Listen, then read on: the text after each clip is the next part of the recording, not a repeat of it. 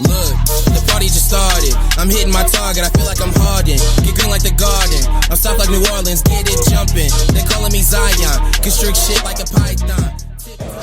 Welcome. You guys can feel it. You can hear it. The background. You guessed it. We're at the Indy 500, baby. The boys are back. The boys are back in Indy. Having a blast today. Weather's perfect. We got Buffarillos walking by as they move on to the other region, as they cross over. I've seen at least 1-7 here so far, by the way. Anyways, welcome to the most mediocre podcast in the world. It's your host, Shana the Insano, and of course, the funniest person I've ever met in my life, Johnny Z. Johnny Z, how you doing, brother? Super excited to be back at Speedway, baby. Yes, I'm pumped.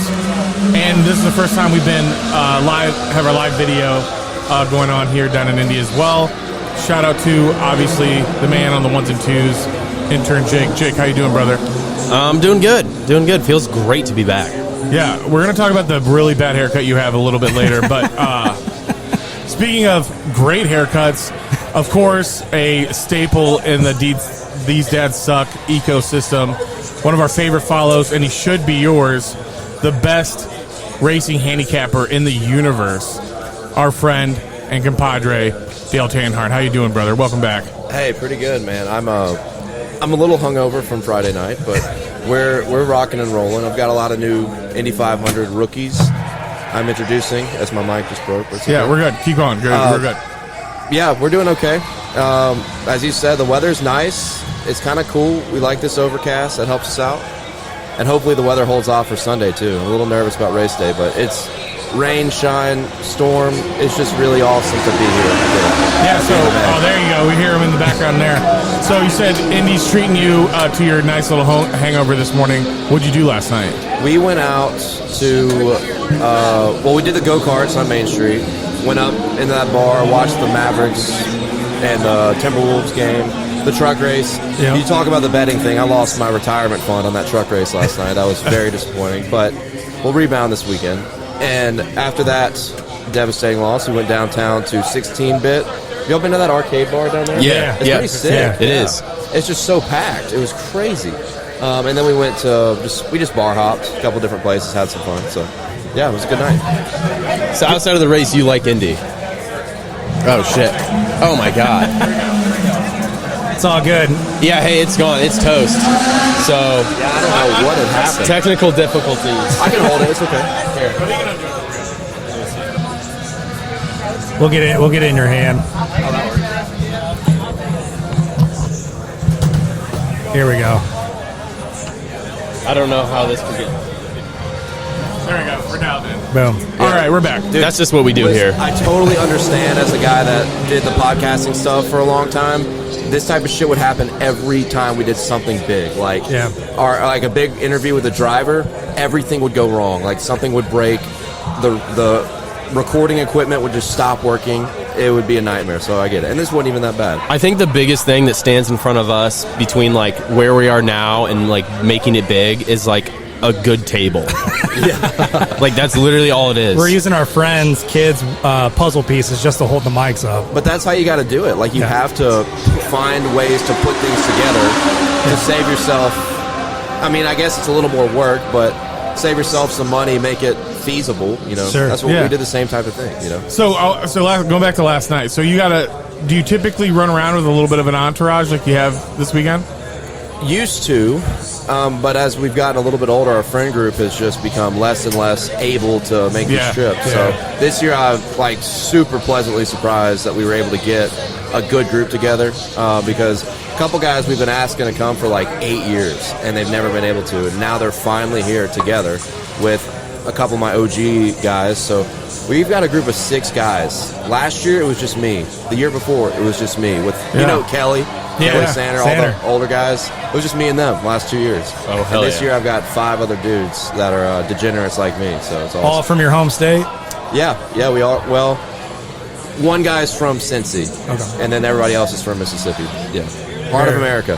Very cool. So we've been following you like crazy, man, since we talked to you last time here in Speedway. So you went on your own, correct? You parted ways with Garage guys. Is that correct? Yeah. We split up, and it was me and Chase. Chase is the guy, garage guy Chase. He's actually now on Speed Street. You know the Speed Street? Yes, I do with know. Connor Daly? Yep. So he's doing great, and there was no like bad blood or anything.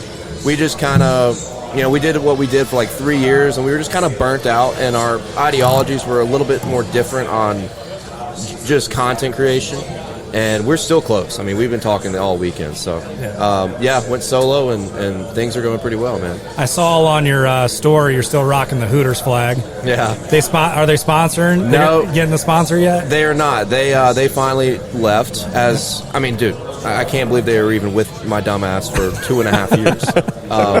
But no, they're venturing in some other, they have a new marketing agency that they brought on, and they're venturing in some other aspects, but I will still always rep Hooters for life. Like, they literally changed my life. So I'm a Hooters man forever. There's no question about it. I have like I got 4 kids. I have a 5-year-old that is just like, you can already tell. During Halloween, we were handing out candy, ring the doorbell. I poke my head down the hallway. Pretty girl with a kid, probably in her early 20s, got a kid with her. My son, 5-year-old, walks up, grabs a candy bowl and looks at her and looks at me and gives me these eyebrows like, are you seeing this? So we were down in St. Pete's for spring break, and we took them on a pirate ship thing, fun for kids. They're having a blast. Took them to Hooters afterwards. Way better than pirate ships. Great choice. Hooters was way better than any pirate ship that he was on that day. That's awesome. So I was like, either I'm being a terrible, disgusting dad, or at least I'm just showing him the ropes a little bit early. He's got to learn at some point, right? He's got to. I like it. I like the strategy. Yeah, huge fan. So what's going on with you this year? What are some of the big plans? What are you hoping to achieve? Walk us through it. Man, I'm just trying to have fun. I think one big thing about when it was Garage Guys with me and Chase and our content creation together, we just stopped having as much fun as we did in the beginning, just because of there's a lot of factors. It turned into real. work. It gets real for a second, and you almost lose touch of It turned to work. Yeah. It turned into work. And it's that's the goal though, right? Is to turn this into work. Yeah. And I've been able to do that and still doing okay on that front, but there's a lot of different elements that made it more stressful than it needed to be. So this year I just said I'm just gonna unleash my pure stupidity in the greatest way possible and have the most fun I can. And it's been successful. So big plans. We do have a new partnership with Goodyear Footwear. Check out GoodyearFootwearUSA.com. Yes, Goodyear makes shoes. They're pretty sick. Really? Yeah. High tops too? Yeah, high tops, low tops. They're they're sim racing shoes, but they look really good. They have boots too, like garage boots, like steel toe or non-steel toe or soft toe. So Goodyear Footwear is. Do you have a code? Partner. Do you have a code? We're working on that right now. I've been telling them, hey, because I'm doing the iRacing streams on Kick, and that's been growing really, really well. And I told them that I've had people in my chat.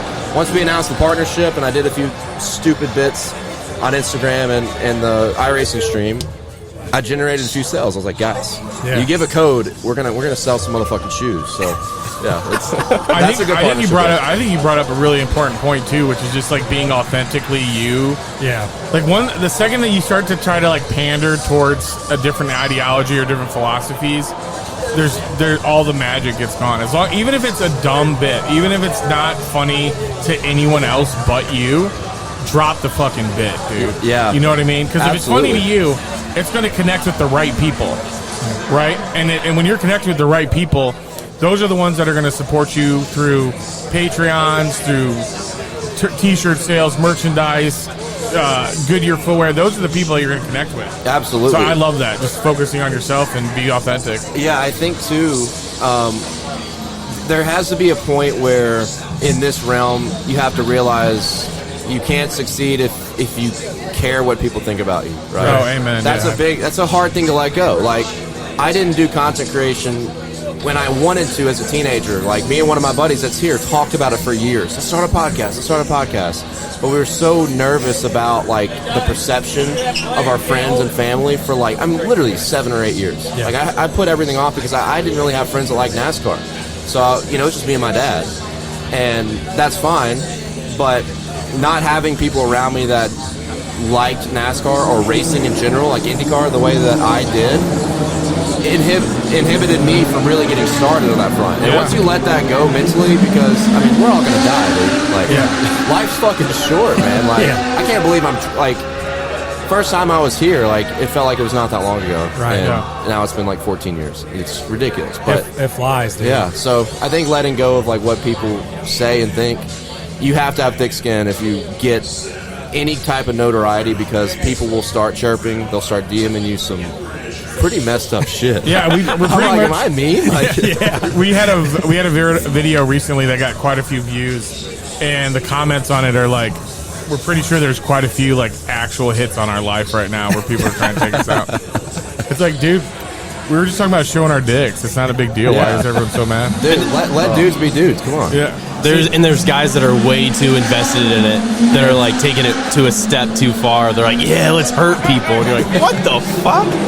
I have no idea. Yeah, like we're just joking around about a guy breaks into your house, you got to show him your hog.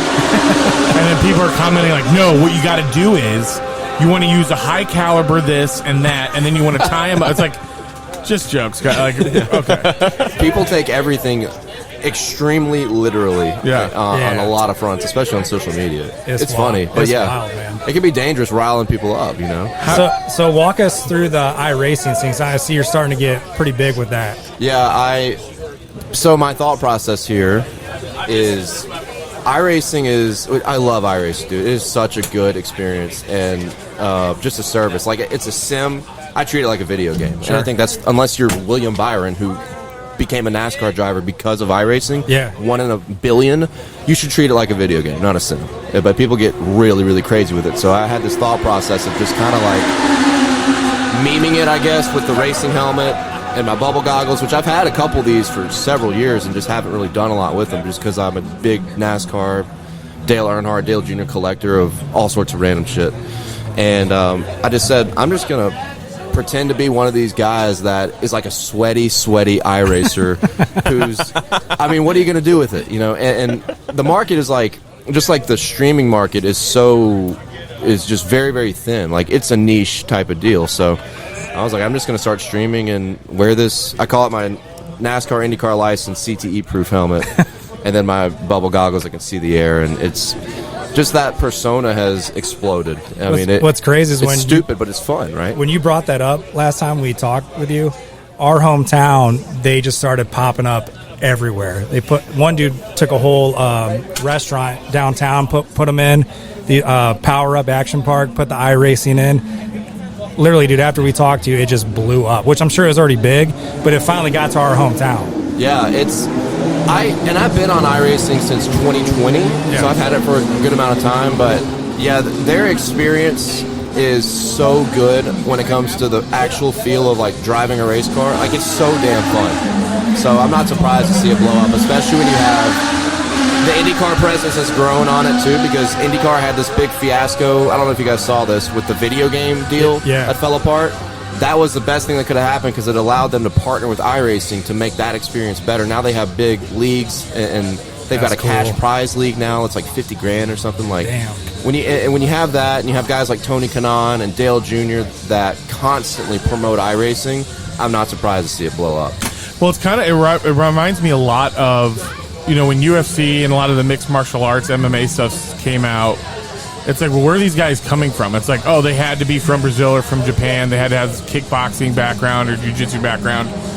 And then now it's like, holy shit, now wrestlers, high school wrestlers have a little bit of a window of something they can do after college where they can still have some type of combat and make some money off of it. To me, this iRacing phenomenon now has allowed for other people at least feel like they're way more connected to the sport than just sitting on turn 3. Yeah. You know what I'm saying? You know what the craziest thing about iRacing is the accessibility to race with one of your idols. Like, it's so slept on. Like, I've raced with Dale Jr. 3 times. Like, in a race. Insane. Like, you look and you see his name, you're like, holy shit, that's him. I've raced with Max Verstappen 1 time. Like, dang. What are the odds? You know what I mean? Like, when you're on iRacing, you're not just racing with your friends or racing to win, but you have a huge chance of getting in a lobby with one of those guys. Like, Dale Jr. just every now and then will just sit down, drink a couple beers, and get on iRacing, and he'll join random races, and you can just pop in with him. So You know, hilarious. I raced with Josh Berry. I think I've raced with Rossi before, maybe. Yeah. But I've raced with all sorts of NASCAR drivers. Have you been streaming when that happens and you're like, oh, Yes. I race Leonardo DiCaprio. yeah. Point at the TV. Yeah. Yes, I have. I was streaming. I think it was beginning of this year. A Daytona race, like the old Gen 4 NASCAR. It's so fun. Like the 2006 model NASCAR. It's like super high horsepower, low downforce. It is a crazy fun car to drive on there. And it was at Daytona, and I looked up and Dale Jr. was in it. And I was like, holy shit. Like, I'm sure my reaction got clipped by a few of my followers. Like, and I think I finished 7th, and that's another thing, too. Like, you will remember what place you came Oh, from. 100%. You know what I mean? Like, Absolutely. I think I finished 7th, and he finished 4th or something like that. That's crazy. And he was driving the old Bud 8 paint scheme. I was like, that's sick, man. Like, he finishes 4th. You're like, I just want 3rd. That's all I want. Yeah. I don't even want to win. I just want yeah, 3rd. absolutely. So I got to ask you, man. I'm a huge degenerate, and you're the best capper in the game. Who we taking tomorrow? Who's our guy?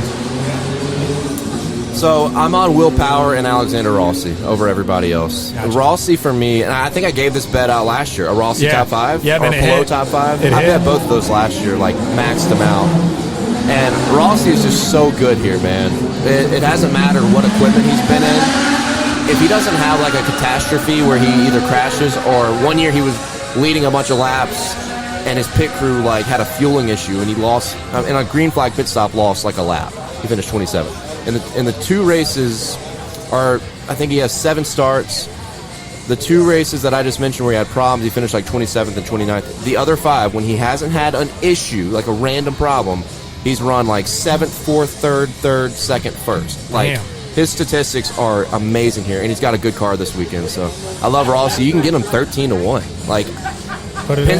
Penske being really, really fast has allowed a good gap between them and everybody else that gives you better value on long shots, I guess. But yeah, those Penske cars are good, man. I think you got to bet on at least one of the 3. And I took Willpower because 7-1 feels pretty good for a winner of the race. So, Absolutely. yeah. Hell yeah, dude. I was going to ask. I know that a bunch of your videos that, like, I mean, you do it, they must get a lot of engagement. The ones where they're, like, girls that are trying to do, like, the little sexy dances or some shit, and then you just pop in, you're like, yeah, this is a Dale Earnhardt knife. This is 1995. And I just want to know, like, do you ever, like, have those girls reach out to you and, like, Yep. like, are they ever pissed at you or they like it or what? Okay, so one followed me. Okay. And she's You're a like, smoke show. Dude. I yeah. can't believe she's still. Like, sometimes I don't really check the follower stuff, but every now and then when I see her post a new picture, I'll be like, does she still follow me? So yeah, one followed me. Hell yeah. A few of them have liked them. Okay. And then that's it. And then one girl who has like, she's huge on OnlyFans. She's got like 3 million Instagram followers. Or so you've heard. She DM'd me pissed off. And I'm like, I am an ant compared to you. Why are you pissed off that I didn't tag her? I'm like, you've got 3. I'm Wait, still sharing your video. And that's you've got why? 3 fucking million followers. Yeah. It wasn't was even just because you jumped in. It was just because you didn't tag her. You guys have probably seen this girl here. I don't care. Oh my it's, God.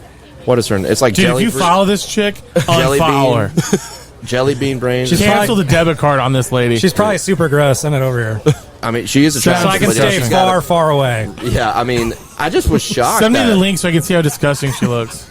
She's hot. She's hot. But yeah, she's an OnlyFans girl, and We should make a bunch of videos and not tag her. Oh. I'm so pumped. yeah, Dude, like, tell her to dude. call me and we'll do a video together and I won't tag her in it. See how pissed off she gets.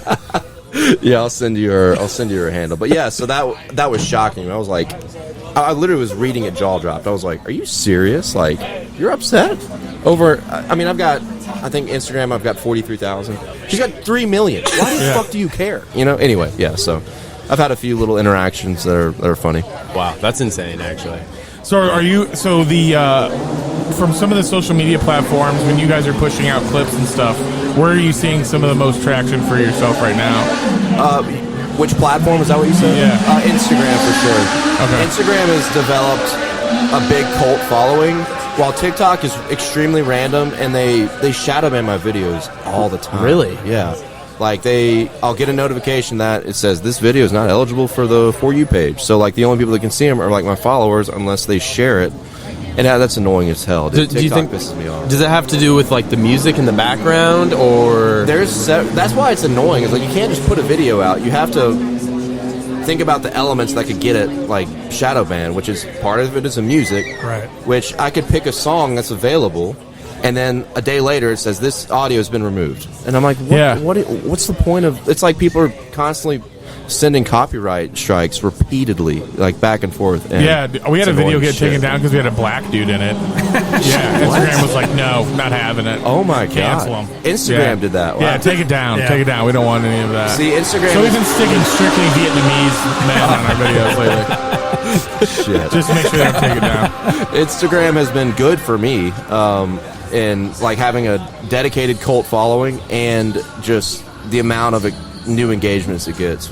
TikTok is, you have the ability, and I'm sure you guys know this from posting content, TikTok has the ability for you to hit 1 million on one random video that took no work, and then you work your ass off on a video, and it'll get like 73 views, and you're like, it didn't reach anybody. You use the same hashtag, same everything, and it's perplexing. We always thought it was hilarious how like Instagram will blow a video up, and Facebook will have like 3 views, and then we'll have Facebook blow up like the most random post. Oh yeah, nothing on Instagram. So that's what it was. One of them it was like almost 10,000 views, and like that's big for us. And we don't have a Facebook, but we say you can see it on Facebook. And almost, I think it was like 7,500 of the views came from Facebook, and out of fucking nowhere. I have no idea why. I don't know why they chose it. Wow, that is. And then we had one that had like 200,000+ views from Facebook. 63 views on Instagram. What the hell? I never checked I know what you're talking about because Facebook and Instagram are owned by Meta, and somehow they combine views on. Like I see the analytics sometimes. I just have no Facebook involvement at all. I have not even. We don't have a sometimes Facebook. check it, but I don't have one either. Yeah, it's weird. Yeah. So what should all the fans, everybody that follows us, and anybody that's going to be interested, where should we check you out? Where do we want to follow you? Tell us where to go. What is it called? At Dale Tanhardt everywhere. I just started my own YouTube channel like 3 months ago. It's still small, but Instagram, TikTok, Twitter, Kick, which people are like, what is Kick? It's like Twitch, but way better. Like, there's like no ads. Kick was before Twitch, was it not? So I've somebody said this in my chat actually. I think it was like a different Kick for something. It was something media related. Their Kick used to be like a Telegram app. Oh yeah, it was like for chatting. That's what I was thinking. But Kick is still, especially in like the people that play racing games, it's still very, very, very undeveloped, and I'm trying to just grow that, and that's actually a lot of fun. So I do like 4 to 6 live streams a week on Kick, doing iRacing and just talking racing, NASCAR, IndyCar, Formula One, aka Netflix racing.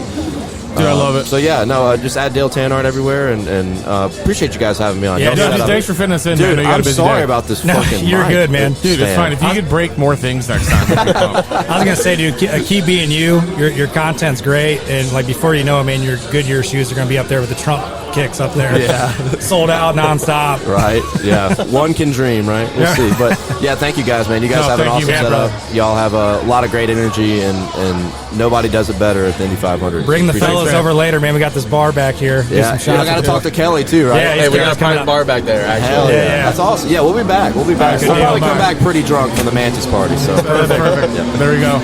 Cool. Thanks, brother. I appreciate it. Thank you, guys. All right, thanks. All right, and now welcome back, guys. We have obviously our special guest that we look forward to having hanging out with us all the time.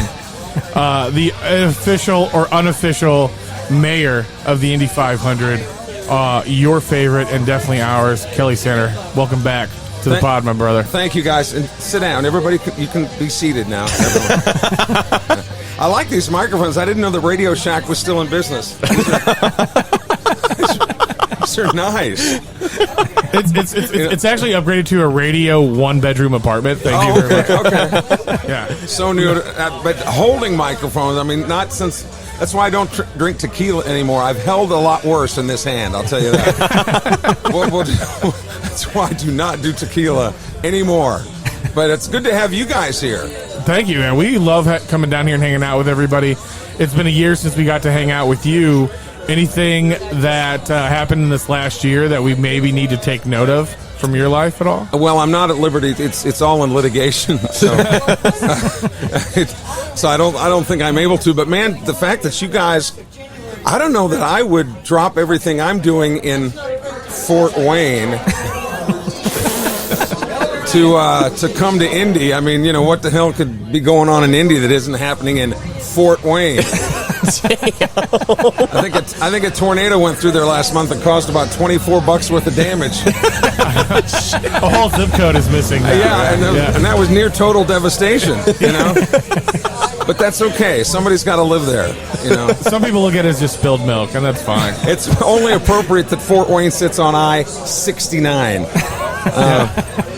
That's the only thing anybody has time to do because nobody's working up there. That might be the only good thing. Yeah. So it's and you're dressed in an outfit real full of optimism there, black from head to toe. Yeah, it's more of like an athletic Johnny Cash. I gotcha.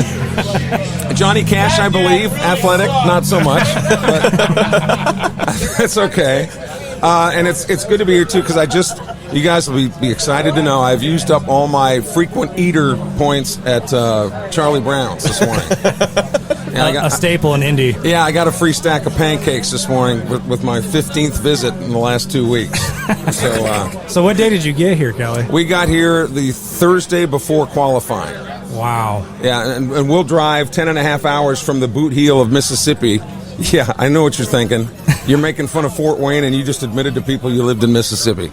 But we'll drive about 10 and a half hours, get in here, kind of rest up on Friday, and then a full day of qualifying on Saturday, bump day on Sunday.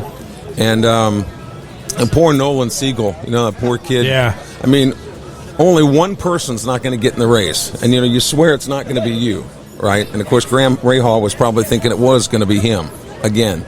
But Nolan Siegel's only 19, and they say that he'll be back. So, but for only one car to not get in and it be you, that's got to suck. So I was here last Friday. Was it called Fast Friday? Correct? Right. We were here. We were on turn 2, and the kid rammed and flipped the entire car right there on turn 2. You guys were in 2? Yeah. I think I stepped over you guys on my way back out of the track. I thought you guys looked all the dead bodies. Yeah, I thought that when you guys looked familiar. Yeah, he hit hard, man, and flipped. It was crazy.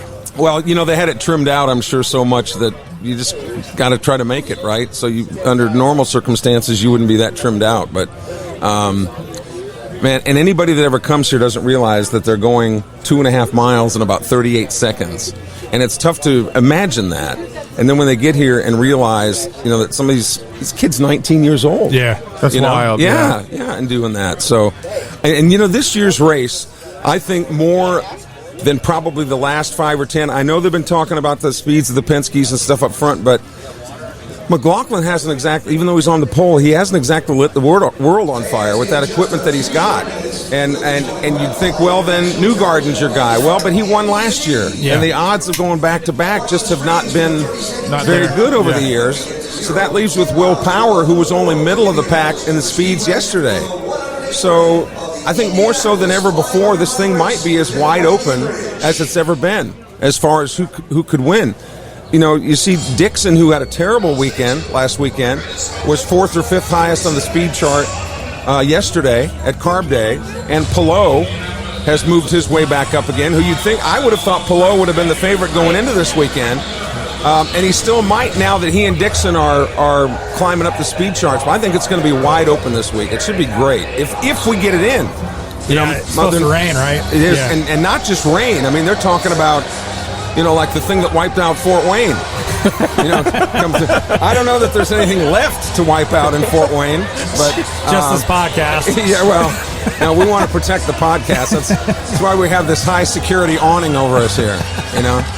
But if we don't, what do you do for a situation in the past when something gets rained out? Are you guys heading out early? No, you guys make it work. No, we're in for the long haul. We've got we went and got some extra Crown Royal yesterday. some Busch Light for any unemployed high school kid that might come by and want to drink. We got those. Well, that's why we get the cheap stuff, because what we do to get people to follow the podcast is to give them a free beer. I get it. I get it, and God bless them that they'll do it, No, we're in for the long haul. If they don't get it in Saturday or Sunday, rather, they'll get it in Monday. Because I think whatever rain is projected to be out by 7, and we've been told that NASCAR has actually airlifted some extra air dryers up here. They brought in 8 more, so we were told in the media center that they could dry this track from complete wetness to complete dryness in 77 minutes. That's exactly what Jake's girlfriend tells us about him as well.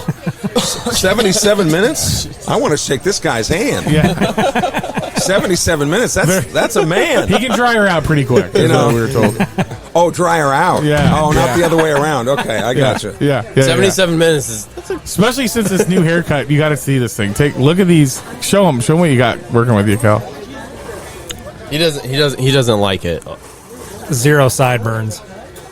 Well, no, but next month is Pride Month. I think it'll be great. It'll be great. They'll love you. Oh God, I just got us in trouble. No, you're good. Okay. Trust me, that's not the worst thing. So is this the first year your son has come to Indy 5? You were telling me? No, he's been here before, yep. but he was with me the last time, and now he's got a bunch of his college buddies with him, and they've been blacked out just about from the minute they got here.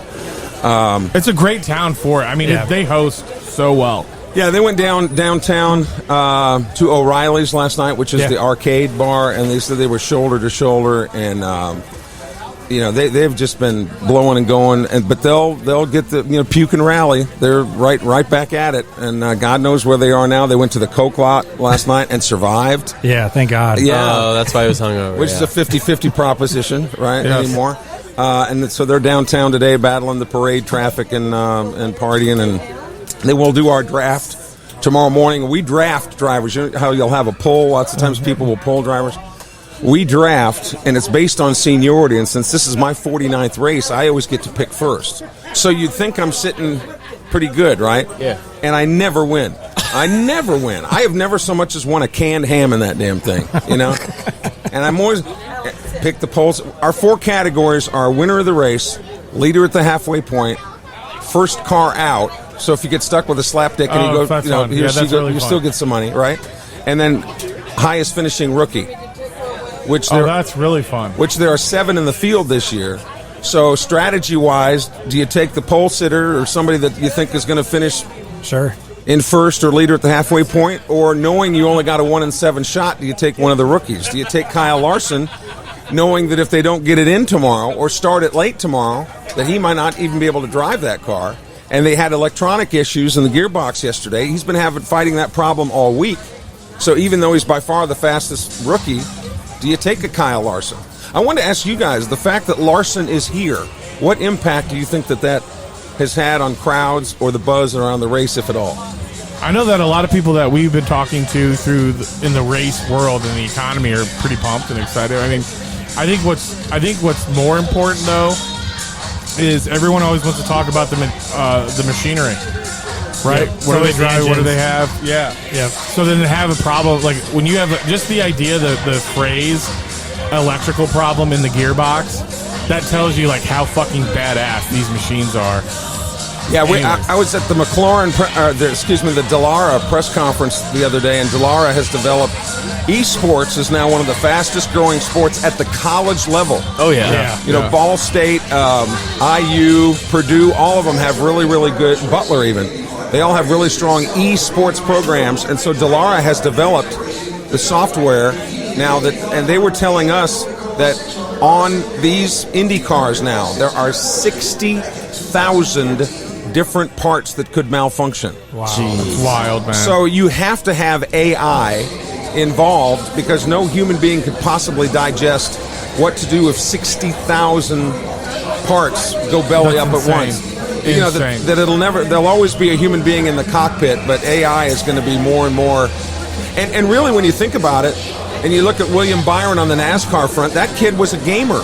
Yeah, they were just talking about that. Yeah, and so they say the future of IndyCar racing is going to be these nerds that you used to make fun of in high school because they were gaming all the time. Now they're on the track. Yeah, and they're so now it still takes a set of stones to get out there, you know.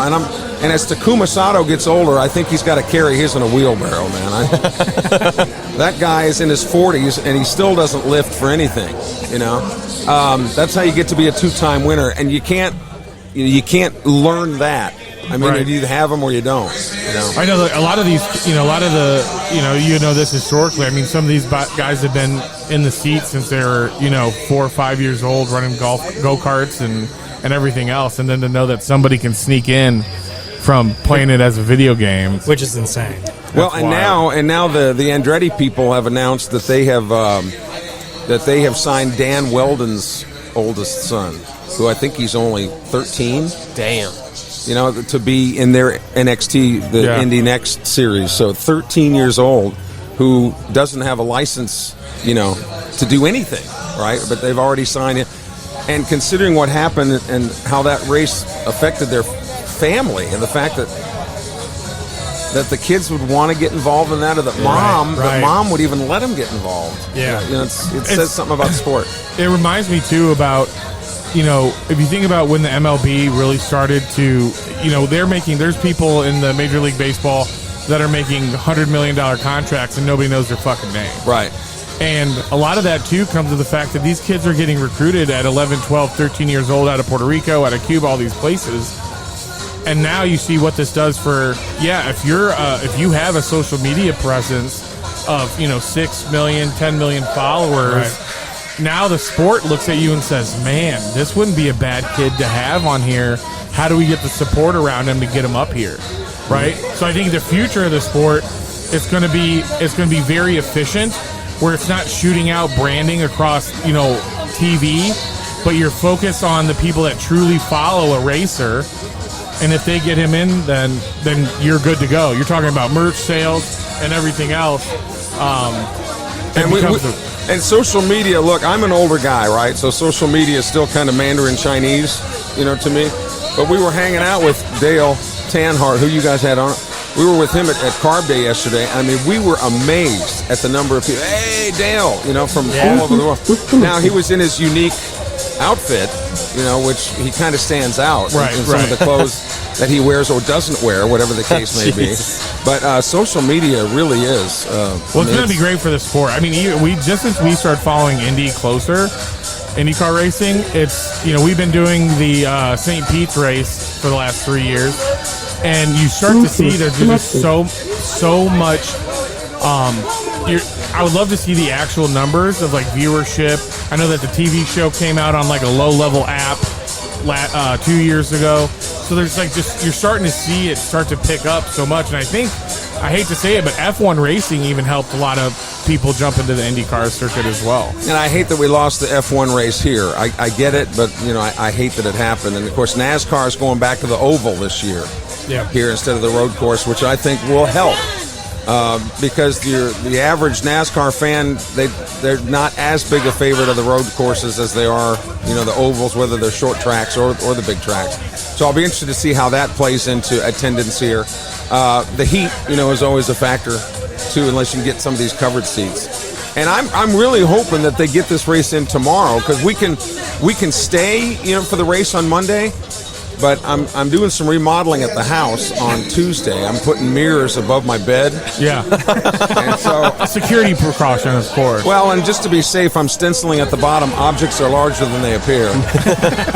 So I'm hoping that'll help. You need all the help you can get. But if I got to push that back a day, I got to push it back a day.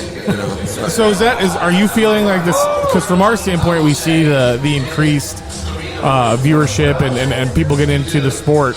Are you seeing it from your standpoint, from following it for so many years? Yeah, and time trials this year were, qualification day was up 37.4%. That's an insane increase in anything ever. And I know the naysayers will say, oh, but it's on some streaming service that, but still the numbers are what they are. And that's why I asked you guys about the Larson effect. because I think that has to play into it somehow. Sure. I would think. And when you look at the NASCAR guys that have run here, they've done well. Yeah. I mean, even dare I say, the mid-level NASCAR guys. A.J. Allmendinger came here, and I think he finished 5th or 6th. You know, Kurt Busch drove here and finished well. So there's no reason to believe that Kyle Larson, wouldn't be able to do that either. But I just think the weather's going to, trying to do that double is really, really hard. Sure. I would love to hear from because their standpoint too. I mean, different machinery, but they're, we talked last year with Cole Jagger, and a lot of the conversation with him, he was with McLaren last year and he's with Dixon now. But one thing that's interesting is like some of the guys that did fairly well in F1 that came over to IndyCar and hasn't done shit. Haven't done well. That's right. It's interesting, but the NASCAR guys are just the opposite. But on Kyle Larson's first lap at full speed, we were logged into his log in. Is that the term? Sure. Yeah. When I worked for the Nixon administration, we called it, we tapped in. Yeah.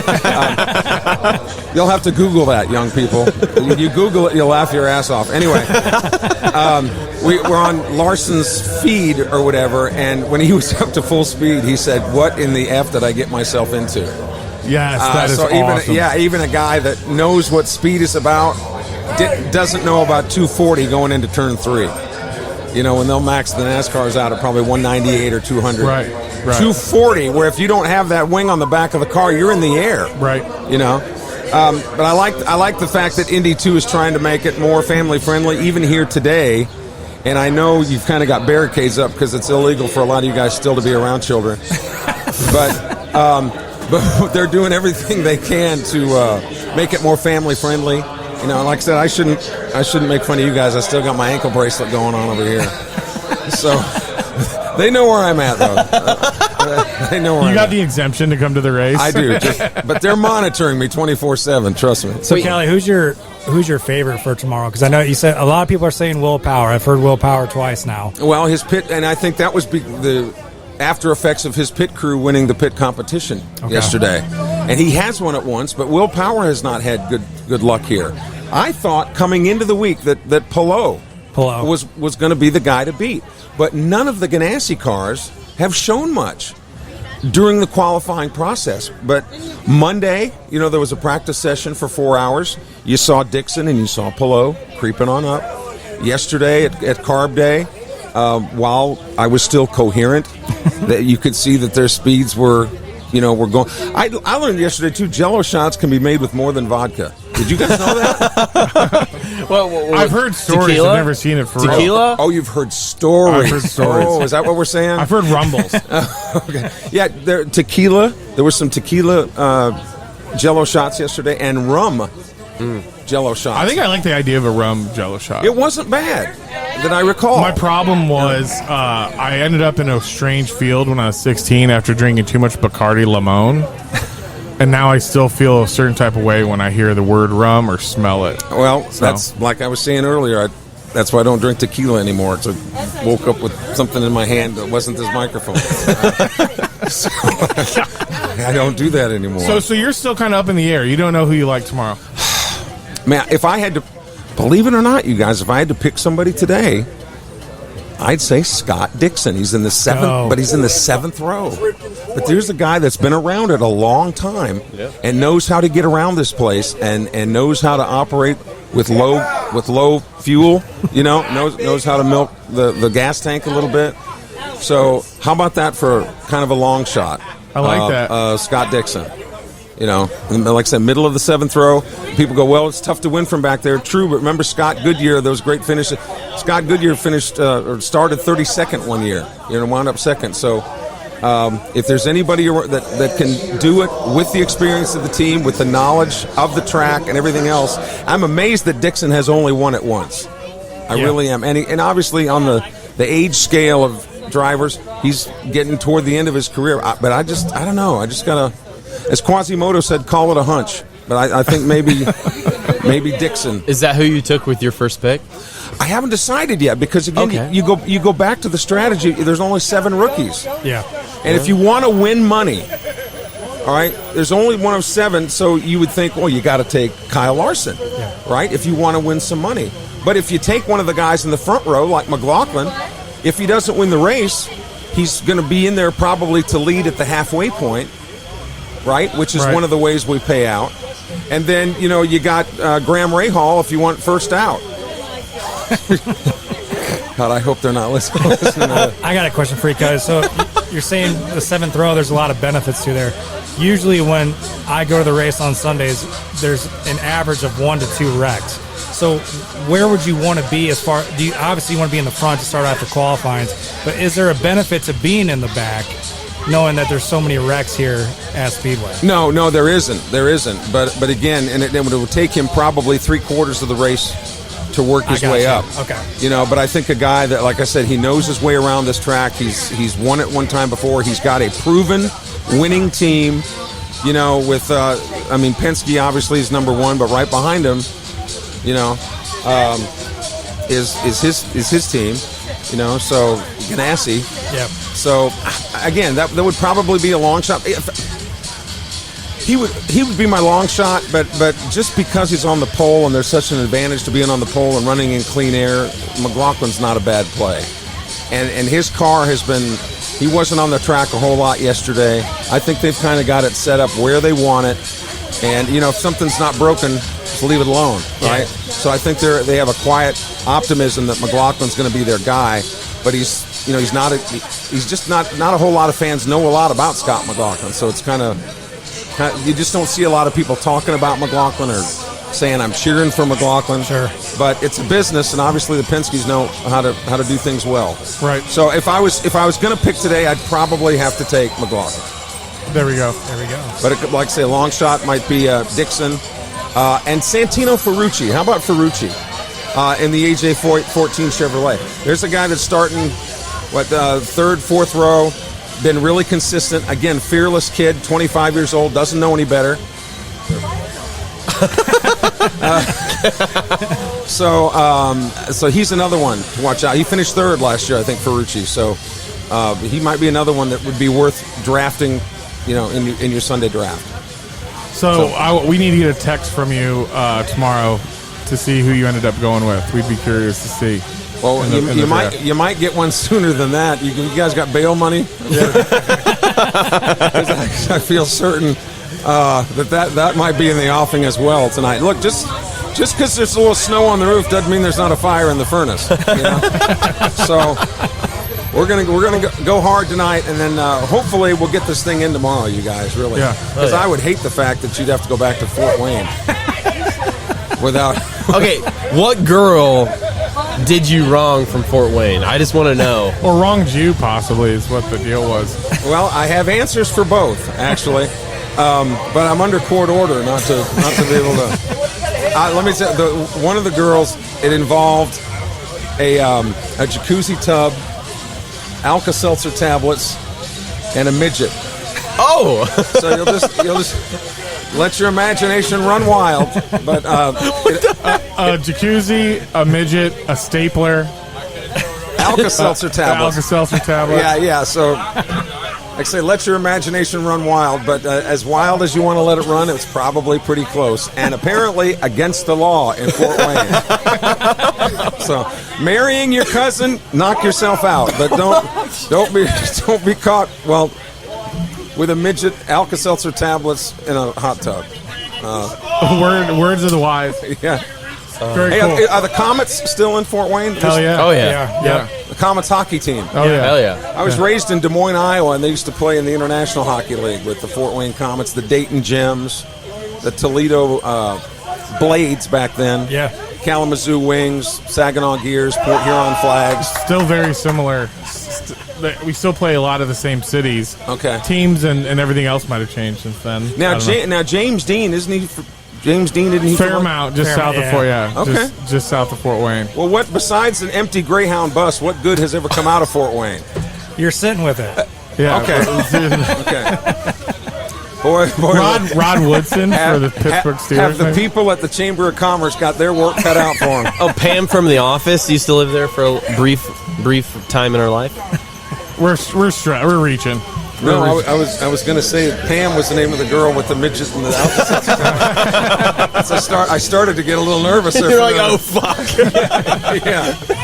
She's not supposed to be talking either.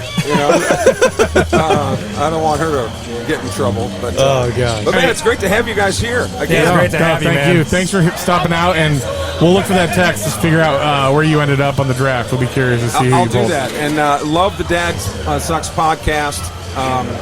It's good to know that people our age are not taken for granted, other than by mortuaries and funeral homes. I think that's a big part of it. To not to get too serious, but it's like, especially with social media, everyone tries to portray this like picture perfect world of being a dad or being a parent and all that stuff, and it's like it's a dirty job, right? And there's no textbook for it. No, hell no.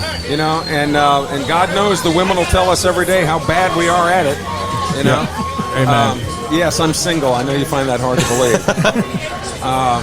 But marriage to me is a great institution for people that need to be institutionalized. That's a good point. Oh, that's a good point. Oh, I have to turn it this way. You sound great. You sound great. Yeah. Forgot the Radio Shack thing again. Okay. Yeah. No, I'm sorry. I didn't want to mess you up, but like by far, everyone that we have on, no offense to Dale, you are heads above everyone when it comes to your presence, the way you sound on the way you sound on the audio. You making eye contact with everyone, looking at the camera, it's insane. Yeah, this camera here, too, did you get that at a Cracker Jack box? That's an iPhone, but... it is? Apple. No, but I'm serious. You were born to be on radio, on a podcast, on something. So whatever you need to do. It probably goes back to my Chippendales dancing days. Most likely. Or should I say my Chippendale dancing day. I was the Chris Farley guy in that skit, that they used to do. So you guys hanging out the whole day? Yeah, we'll be here. We'll be Stop chilling down if you want.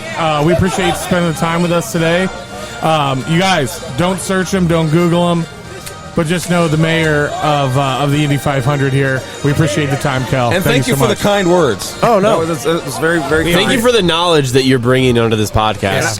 And can I leave everybody with just one thing? Yes, sir. Please. Okay, as we sit, and you can't tell with this expensive equipment that we've got set up,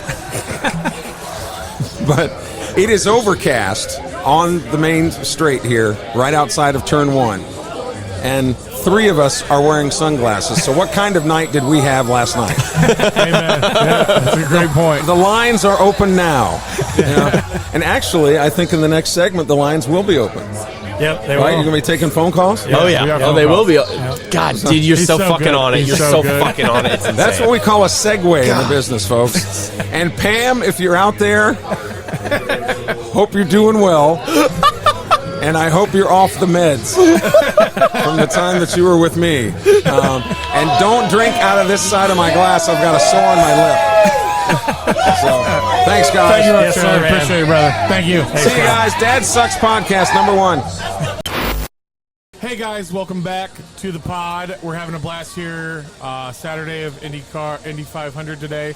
We obviously I want to introduce one of our very close friends of the pod, one of the greatest personalities in IndyCar racing today, and he's just fucking handsome as shit. Previously with the Arrow McLaren team, currently holding down anchor with the Scott Dixon and the Chip Ganassi racing team. We have one of our closest, dearest friends, Cole Jagger, on the line. Cole, what's going on, brother?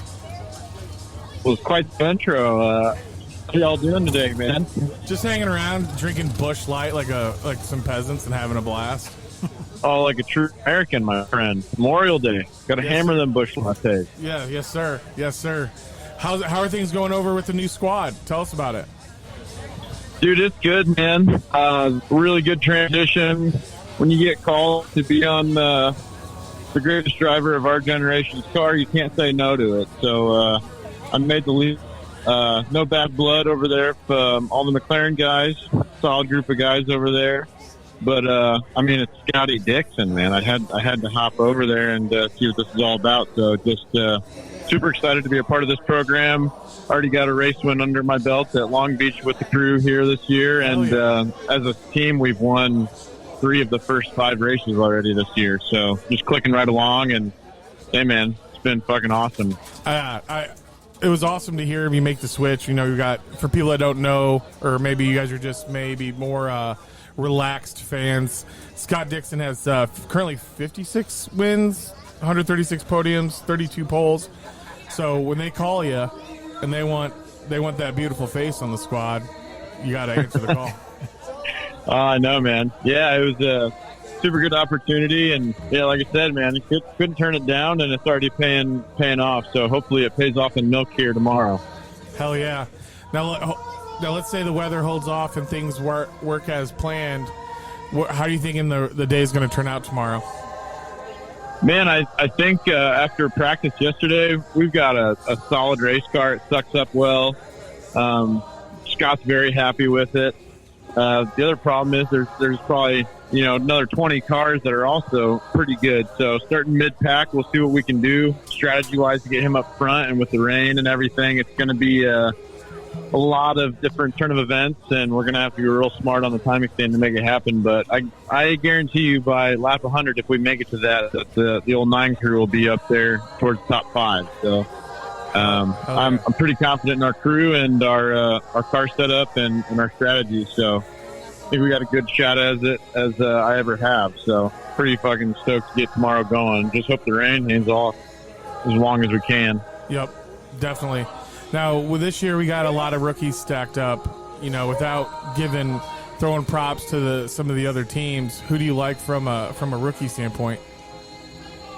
Oh man, obviously Kyle Larson is going to be hard to beat. That car, they've spent a lot of time rubbing on that. I actually started building that car last summer, and it just hit the track for an open test like last month. So they've definitely spent a lot of time rubbing on that thing. They got a great car chief, great crew over there. They brought from the McLaren MTC on the English side of the pond there. So he's just an absolute shoe. He's been just flopping his wiener out on the table as a rookie all week. It's very impressive, man. So I think if there's any rookie to watch, obviously everyone's been talking about it. But, yeah, Kyle and that crew are going to be real damn fast, I think, if they can get out into some clean air and just get ripping.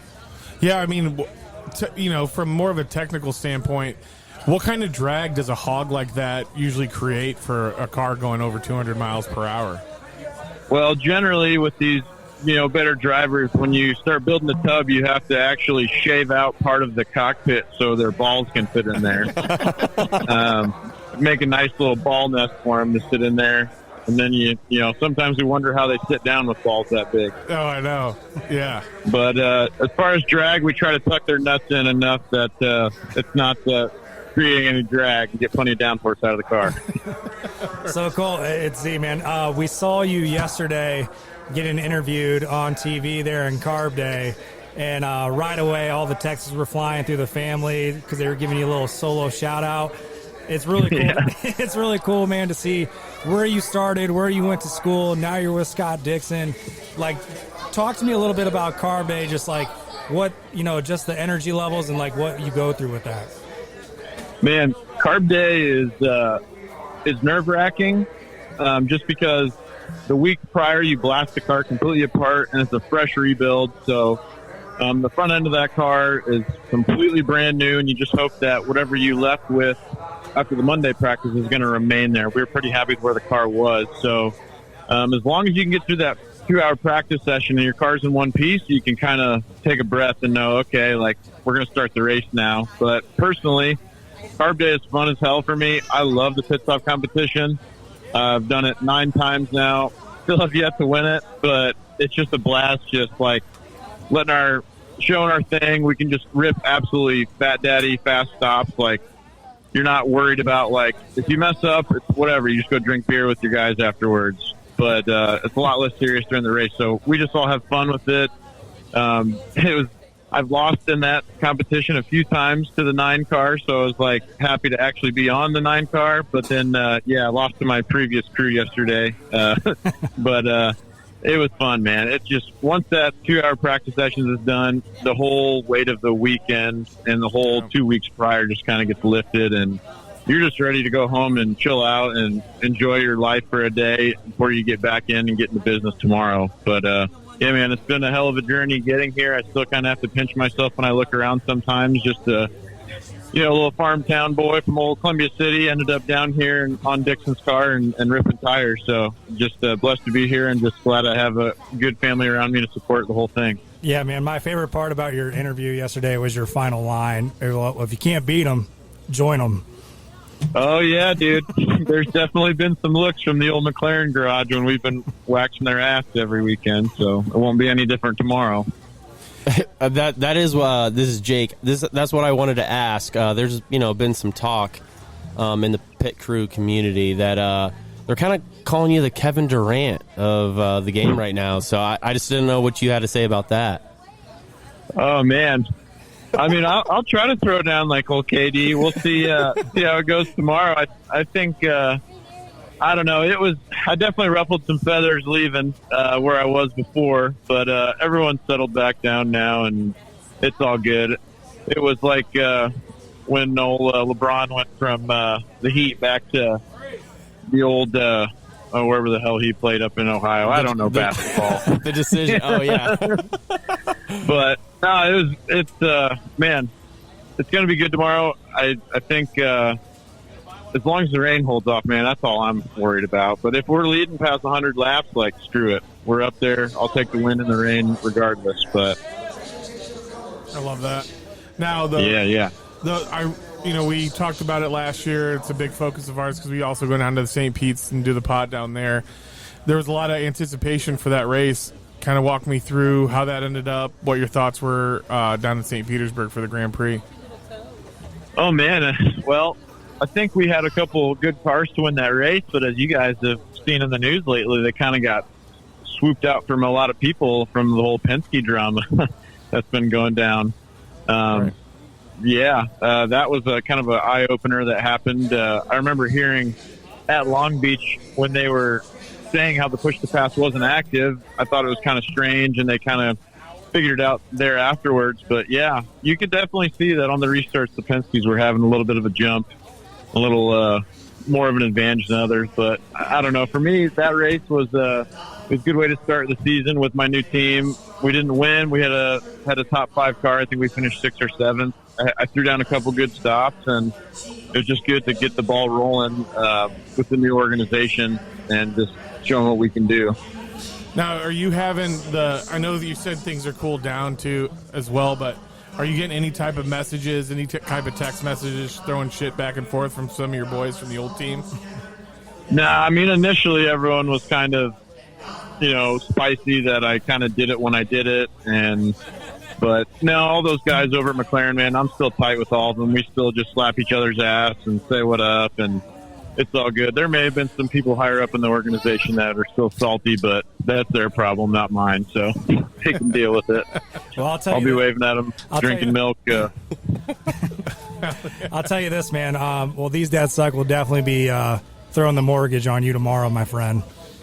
I didn't look at the odds. Well, I was 17-1 before practice. Did it change at all after yesterday? You're still 17-1. You guys are in the 7th row. Is that correct? Yep. Somewhere. Shoot, I didn't even look. Somewhere towards the back middle. I don't know. Didn't have a good qualifying, but good race cars. So.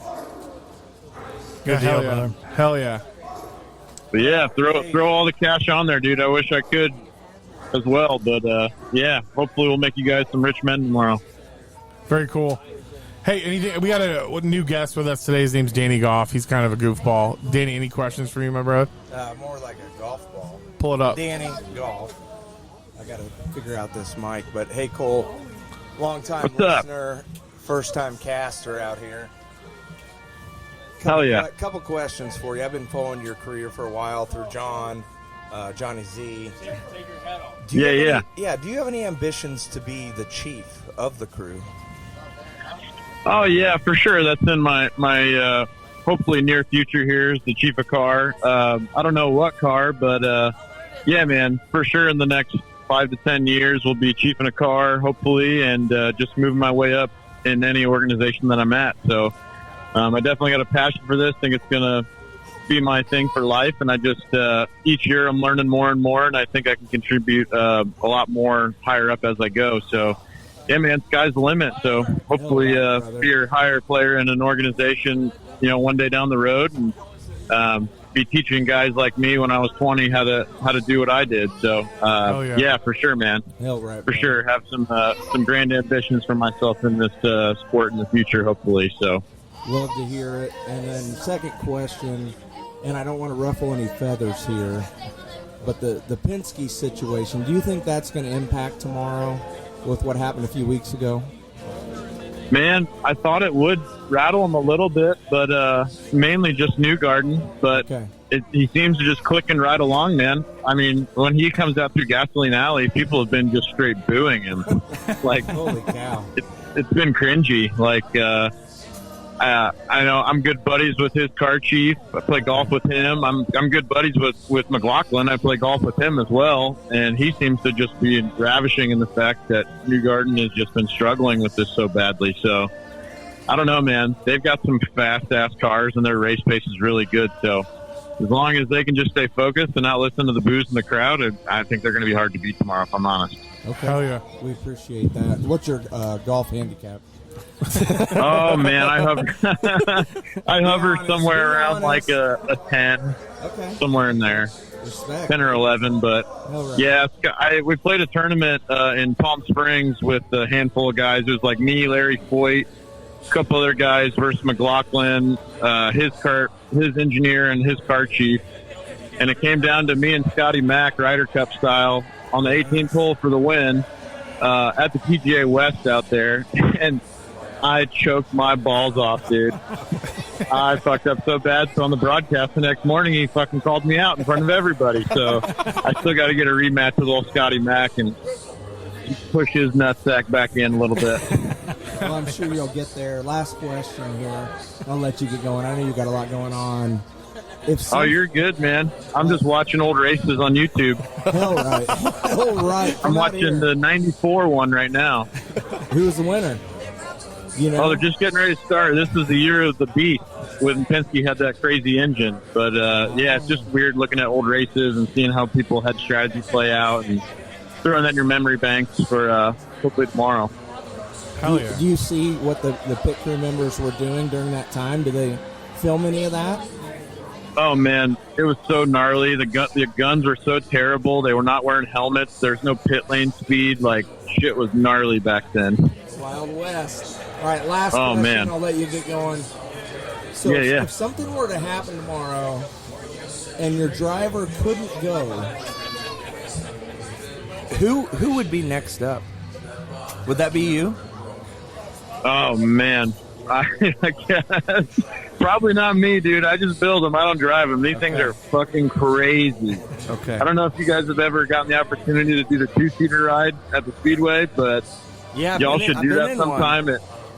You did do one? Yeah, my nutsack went to the back of my throat. It was the wildest first 5 seconds of my life. Dude, it just gives you such an appreciation for what these guys do going like 60 miles an hour faster. Like, insane. It's insane, man. I honestly don't think I would probably wad it up in the short shoot.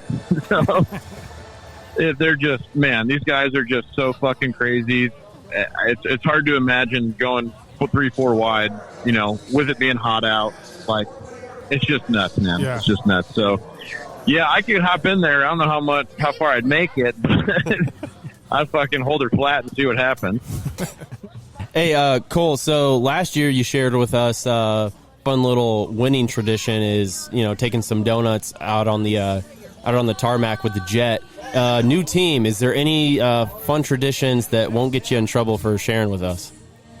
Oh man, for us now, we've got a guy that basically runs Dixon's bus and makes sure it gets to where it needs to go. And every time we win, there's a 9-car specific beer cooler with a shitload of Coors Lights in it. So we've been keeping them Mountain Blue every time we win a race and just going back to Dixon's bus and just tipping them back and just enjoying it, man.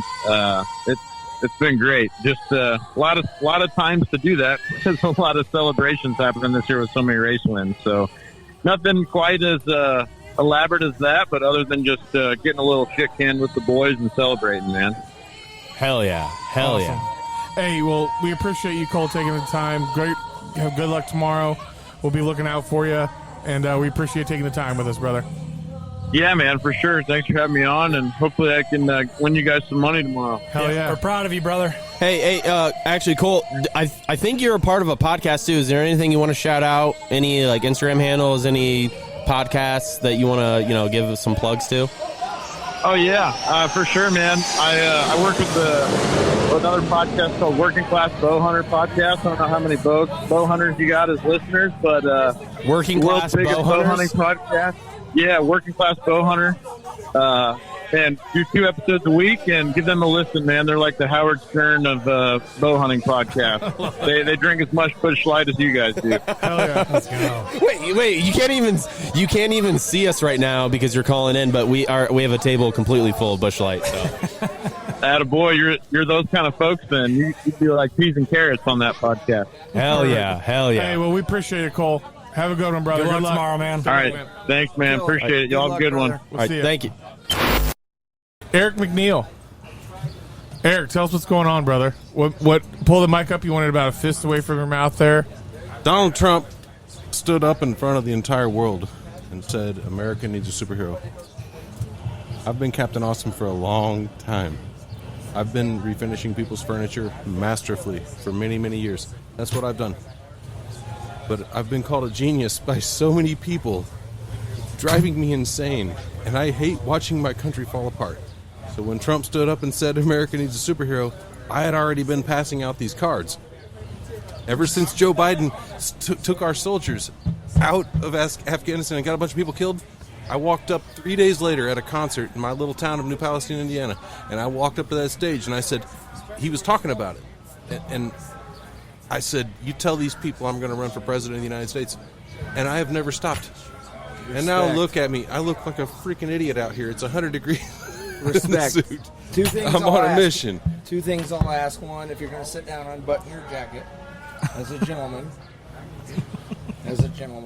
Unbutton my jacket. I'll take my shirt off. And you only need to button the top one. And You only need to button the top when you rules get to this yeah. stuff? Oh yeah. And then I have a second question. So then every time you sit down, you just pop the one button. You're good. Buddy, I only get dressed up for occasions. This was my grandma's. Pop it funeral off. Now suit. pop it off. You gotta do it sitting down? No, you're good. Yeah. He's good. No, you got to pop it. There you go. Now, see, look how quick that was. Exactly. There Look Dude, look how good much he looks. better you got just by sitting down, hanging out. And then second question, I'm a hard hitter. Let's hit hard. Second question. Come on. Is New Pal, Indiana, the home of the Ku Klux Klan? Oh, that's a good one.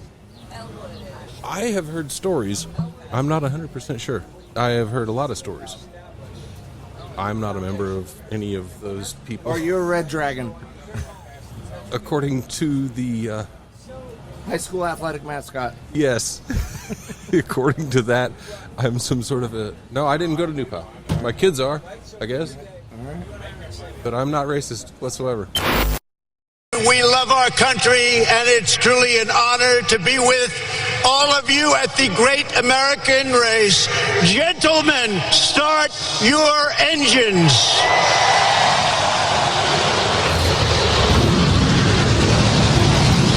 Oh, yeah, baby!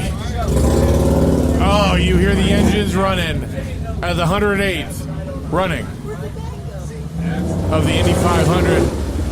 Oh, yeah, baby. We hear it, and we are here. We are live, and we're having a good time today. I'm about 1,000 Busch Lattes in, and this is the most mediocre podcast you've ever heard in your life. I am Shano, the Insano, and, of course, I have my main man to the right, the funniest dude I've ever met in my life, Johnny Z. Johnny Z, how you doing, brother? Doing good, man. Hey, we already did our intros, by the way. Oh, That's yeah, we fine. did. Yeah, sorry, we keep taking breaks and so Yeah, forth. I just want to let you know. And, no, man, we've had a great guest today. Great guest. And every year we come down here, it just keeps getting better and better. I know. It's funny, too, to see, like, the fans that come back from the pod, the people that actually follow the pod, and then they walk by and say stuff. Actually, I don't know if I've even told you guys this. I was with 2 employees the other day walking through downtown Fort Wayne, and I was with Cody and Mackin, and someone driving their car yells, "These dads suck," out his window. And I have no idea who that was, but I loved it. So, I don't know if anyone's listening. It was a mystery You're person. fine. Don't worry about it. I've done it It's okay. We've had people walking in front all day. It really doesn't matter, honestly. Most people just listen. Did it? Oh, hey, no, hey, just stop and turn. Stop and turn. Look at the camera. Yeah, hey, no. No, you're fine. Oh, can you not see? Yeah. Go ahead, Golden Locks. Oh my gosh. That's how you know we're late into the pod. Yeah, this is getting pretty gnarly. Pretty good. Yeah, if you guys aren't subscribing, I recommend checking us out on YouTube. Do you listen on YouTube? The only way. Seriously? Yes. We've only been on. Pull the mic up to you, Danny. Danny Goff here, folks. For the people that don't know that fourth voice that you're hearing, that's Danny Goff. Yeah, the scariest man this side of the Mississippi. Danny Goff is my name. Long-time listener. I guess now second-time caster. Big fan of these guys and what they do. The only guy I'm not a big fan of is intern Jake. Okay, let's cut the brass tacks. How much you benching? How much you squatting? Let the people know. A lot of people have been asking. I really haven't had an answer. I hit 385 by 2 yesterday. Let's go. For bench? Day. For bench? Yeah, for carb day, yes. Bench. John has been advising me to use a spotter. Yes. But it's almost like, hey, dude, TDS guys want to buy this? Or would they rather try this? That's my question for the TDS subscribers. Anyway, let's get to the show. And let's go. I like the rhyme, too. Anyway, so far we've had a good day. We've had some really amazing interviews today. Obviously, the race is going to be interesting, especially if we get into some rain tomorrow. I think the big thing that we're realizing is that people are actually listening. We actually have some fans. Jesus. A 60-year-old man about crashed a Mustang into the fence right in front of us. Yeah. So, like I said, it's late into the pod. People are shit canned. Just had 3 people walk past the camera. Stop. Hey, but like as Shane was saying, shout out to everyone that's coming by, wearing our T-shirts from last year. Yep. Giving us a shout out, say, hey, we're listening to every episode. We love every single one of you. Thank you. Yeah, we really do appreciate it. We really And do. on that note, I real quick, you can cut this if you need to. But No, I'm not going to cut it. I do want to apologize. I am a dad.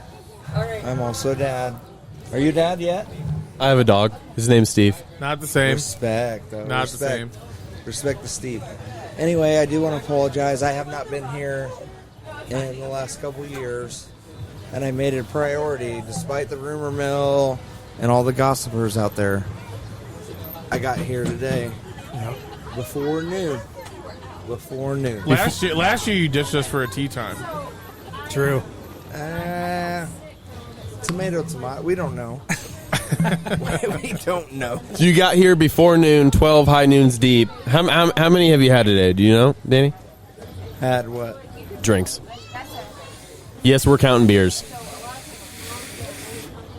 Around less than a dozen. Okay, so 14. Hey, no, I will say this.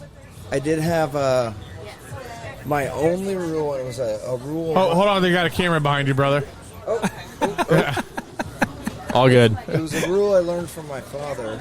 Because you guys are dads, I'm a dad, he's not a dad. But it was a rule I learned from my father.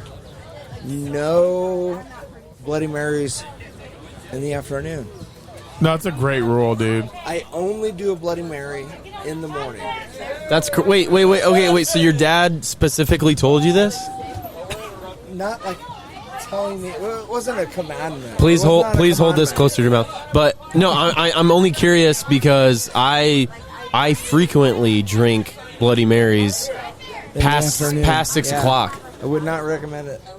I love Bloody Marys. I don't know what it is. I caught the bug like 2.5 years ago, and I just haven't looked back since. Here's all I'll say, and I'm Jake not trying to be puked 4,000 times in St. Pete's because he was drinking Bloody Marys afternoon.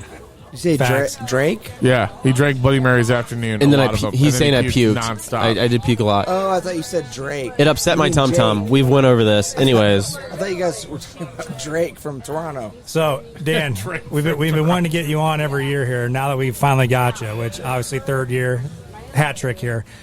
What's your favorite memory from the Indy 500? You have to hold the mic close when you talk. and it better be behind me. Oh my goodness, I don't even know where to begin with this. What is the rating on Spotify? Our rating? Yeah. 5 stars. Right, but is it PG? Is it PG? Oh, no, fucking cuss, dude. Okay. Favorite memory? Oh my goodness. I don't even know where to begin. I'll tell you one of my favorite memories of Danny from ahead. it is I'm just randomly scrolling through TikTok, and on my For You page is I'm just seeing a guy in a wheelchair just taking people out in Coke Lot, and I zoom in and I realize it's fucking Danny in a wheelchair just taking people out in Coke Lot, like a electrical wheelchair, like with like a little joystick. Yeah, that was my power chair. For people that are longtime listeners, you might have heard us talk about this before. The first time I met Danny, I don't actually remember it. Blacked out at a bar. I just get sent videos the next day of me dancing my ass off at a gay bar. And they're like, oh, yeah, you met our buddy Danny last night. Here, look it. And it was just videos of me like doing the worm and like doing like the Will Ferrell on the desk from Elf. So Danny's either behind the camera catching your worst moment, or he's in front of it, making the the life memories. of the, making memories, lives of the party. That's a fair statement, young Jacob. I will say this. I had zero respect for you before that night. I literally had none.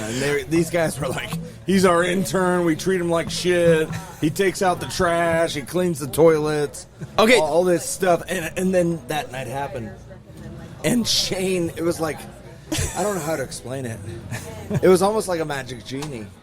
I rubbed Shane's head, and he got us right in. There were a bunch of, with all due disrespect, a bunch of gays in the line, and Shane got us right in front. We cut everybody, and then you were cutting a rug.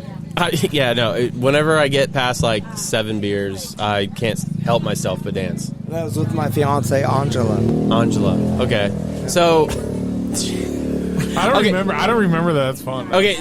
So wait, I do. Sorry, this is just so off topic, but like that, this does. I'm curious because people that listen and before we had video, they can only hear me. They don't know what I look like. They can only hear and know about what these guys talk about me. And everyone always thought that I was like a small, tiny little pubescent boy, essentially. Fair assessment. Fair statement. So okay, that's what it is. That's how I felt as well. Because of the way they described me. Hey, how many jungle cats did that guy kill to make that outfit? Do you guys think? Oh my god, 17. But no, what you're describing, Jake, was everybody is into different mediums. It might be audio, it might be video, it might be audio and video. I struggle with just Spotify. And I like to see you guys on the video and have the audio at the same time. Hey, brother, we got video on Spotify. People watching right now are like, this dude is 14 beers deep, 17 beers deep. We don't know. And that's what I told John. The moment you guys started doing that, that's just... It brought you back on. He jumped on. Hell yeah. It got me involved. You needed the visual. That's just how I roll. Yeah. I respect that. Anyway, to answer your question, you said the weirdest moment? Yes, the weirdest moment, Indy 500. He's right here. I don't want to say anything bad about him. We'll have him jump on real quick, too. But, yeah, he's going to be able to defend himself. You're referring to Merrill right there off camera. Go ahead and spill it all. I would say the weirdest moment was when I was a younger lad. I'm approaching 38 years young, so I'm getting close to my 40s. How old are you, young Jacob? I'm 26. How old are you really? What do you mean? Do you think I'm older or younger than that? I'm 26. I'll be 27 in like a few months, if that makes you feel better. I don't know. Usually I try not to say that. It makes me sound younger. How frequently do you shave? Every few days. Why? I'm just curious. I don't have that strong of genes when it comes to the beer department. Well, actually, no. My brother's 40, and I don't think it kicks in until about 36. And that is a legit dad thing. And that's why I brought that up. Okay. John, you didn't have a mustache hair until you were past 25. Dude, in college, you were a baby face. Maybe 30, dude. That's what I'm saying. Yeah, maybe 30. And Shane, I don't remember you having... You didn't have much. I've had this beard since I was in 8th grade. not the gray, obviously. No, the gray's happened the last but year. It was like patchy back in the day. I don't appreciate it, but yeah, okay, that's possible. Wait. So did you think I was younger or older? I didn't know. Okay. I didn't know. That's my point. Okay. It's like some weird. You thought I was lying. That's what I'm asking. Well, how old do you think I am? Well, you just told me your age, so. Right, but how old do I? Okay, honestly, you could come off as younger. You got like a few like sophisticated hairs on the chin, but they're not even that noticeable. Like Shane's there, Grandpa Shane, old man Shane. Shane looks. How? I don't know. Tell us both, honestly, on air. How old do I think Shane looks? Yeah. 42. Jesus Christ. Oh, not at all. Not at all. Black is only in the beard. Only in the beard. How old am I then? 40? 38. No, I mean, yeah. Close, getting close. Yeah. Give us a favorite moment. Yes, please. I know. You're edging the listeners. I know. All that I ask is that I have a cigar. Yeah, I can get you a cigar. Dude, have one after this? just tell the people. People are tuning out as we speak. All right, I'll get to it. All right, Right now. I'll get to it. Right now. So it was the craziest time you'd ever imagine. First off, this was nuts. I was a 7-time flag football champion. Okay. No, dead serious. I don't know why that's so humorous to you. I was a 7-time champion in flag football. Okay, and I go for my 8th. Championship game. I'm going to score the winning touchdown, and I tear my Achilles. This is at the 500? No, this prior. is every good story begins with a backstory. Okay. Young Jacob. Okay. Every good story begins with a backstory, young Jacob. Okay. So, I'm going for my 8th championship to score the winning touchdown. And I'm like, I don't know, 27, 28 years old. Good age. Great age. Actually, as a male, you peak athletically. 28. No, 29. You're wrong. 29? Yeah. I have a lot to look forward to. Smith, the old punter for the Colts, told me that. And he was a Notre Dame grad. He told me that. Anyhow, going for the winning touchdown, fullback / defensive line. Whatever you need, I'm there. I'm the juggernaut. Here's what happens. Going for the touchdown win, I tear my Achilles. I tear the shit out of it. And I think I'm fine. I'm getting up. And I had a couple Bud Lights because we won the game before. So I don't know if Bud Light's a sponsor yet, but shout out to Bud Light for tearing my Achilles. So I drank a couple Bud Lights between the game. I'm going for the win, and I tear it. And half the guys on my team are medical sales reps. Just generic white guys from, Indianapolis, North Side. And they're like, dude, we heard it pop. Ugh. And this is a massive indoor facility. And everyone in there heard it pop. And I'm like, no, I'm fine. I'm okay. That bitch pops. Achilles torn. My team on my back wins it for me. So you're an 8-time champion. 8-time champion. Okay, so this leads you to the Indy 500. Yeah, the doctors, the therapists, everybody said, there's no way you can go to the 500. And I said, yes, I can. Yes, I can. I bought a $4,000 power chair on Craigslist for $200. And I'm getting that thing ready. I've got my boot on, and I'm racing around my mom's house because it was shortly after college, and I couldn't afford rent. So Anyway, I'm doing laps around my mom's house. I have a wheelchair accessible taxi pick me up. They bring me out here, and we're in the Coke lot, and we're having a great time. And we happen to build a contraption that people in Vegas happen to use that involves something that people hang on. Like an aero, what do you call it? Aerodynamic. Those classes that they do at the gyms. Yeah, I forget the term. And I'll cut the story short because it's been dragging on. I'm out here in a boot. I get rid of the power chair in the Coke lot. I get rid of it. I said, I can do it. You just left a power chair in the middle? I left it in the river. Tim still has the power cord. And I say, I'm going in there. I'm going in there. I'm dressed as a pharaoh. I've got a pharaoh outfit. I cut the sleeves off. I've got a pharaoh headband.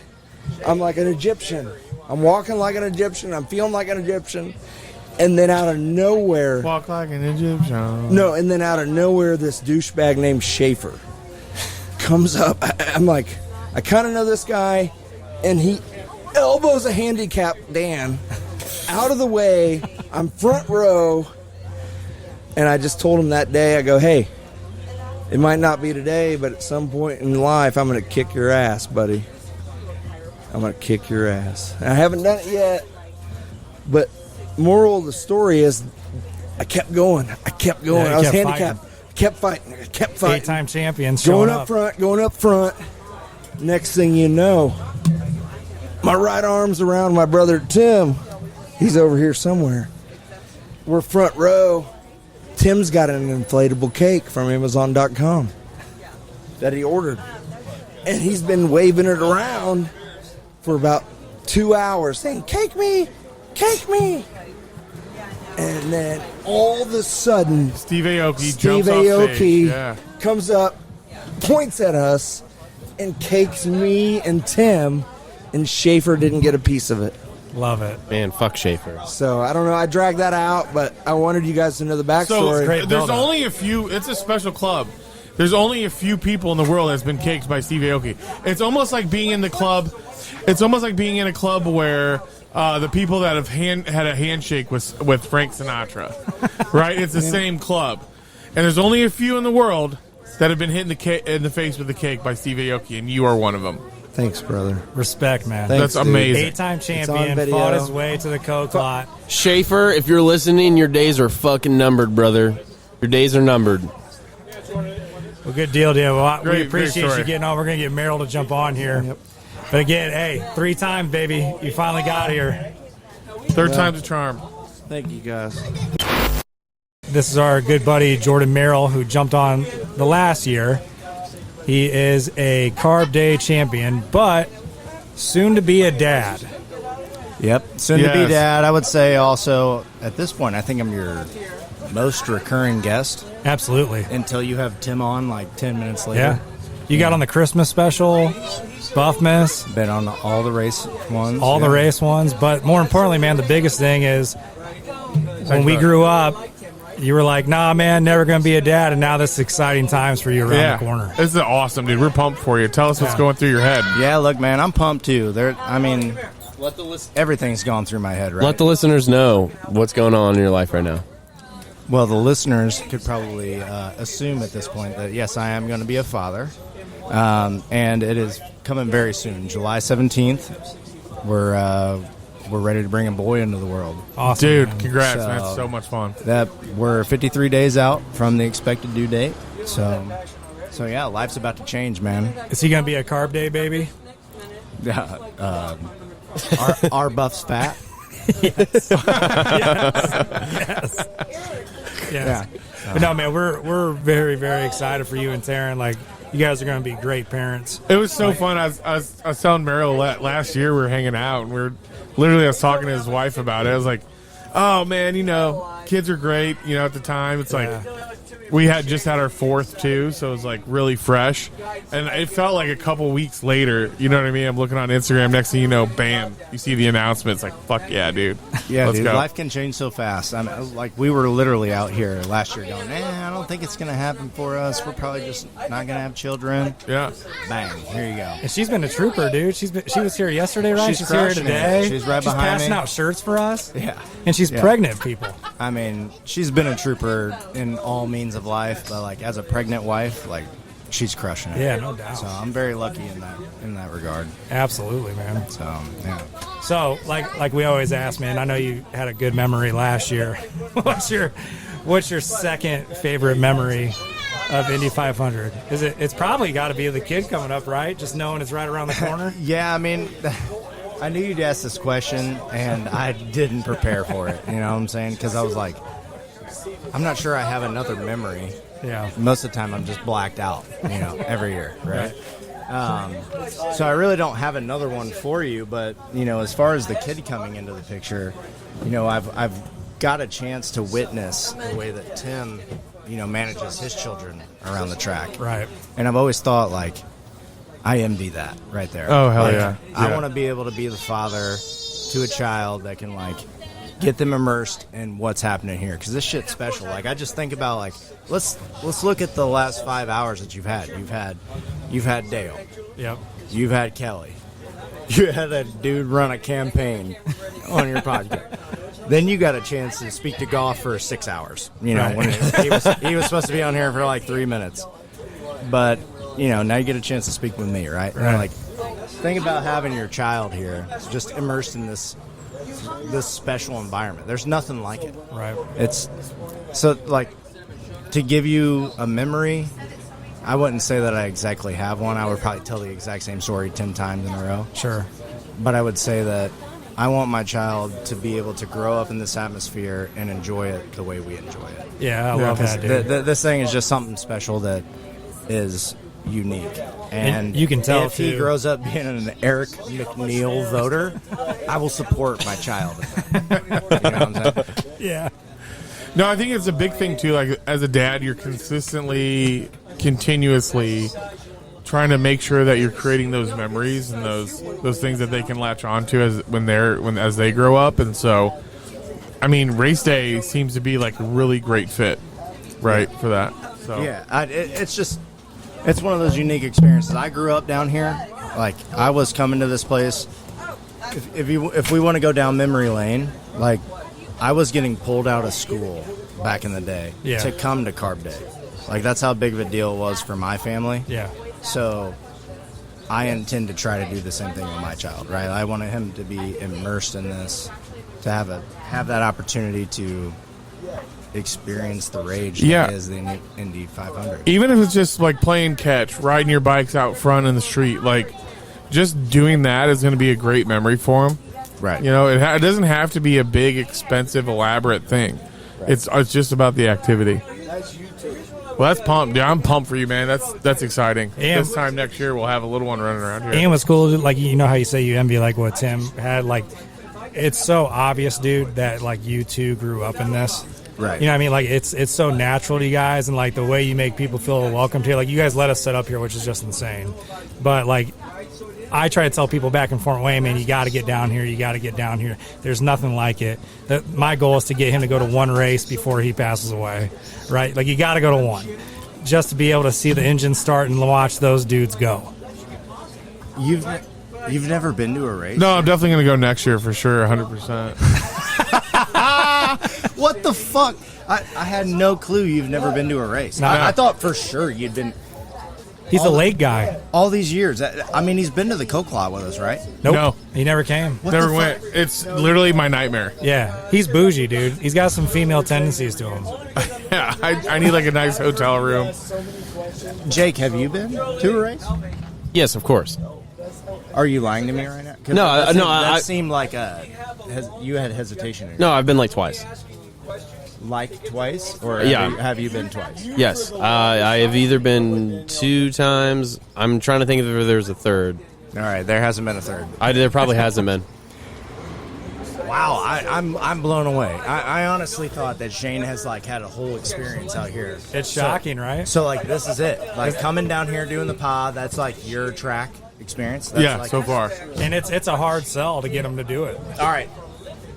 So I'm glad that you've gotten that far. Yeah. Let's take you a step further. Yeah, next year for sure. Just, I'm all in. Just walk in with us. You might have some fun. Just all of that.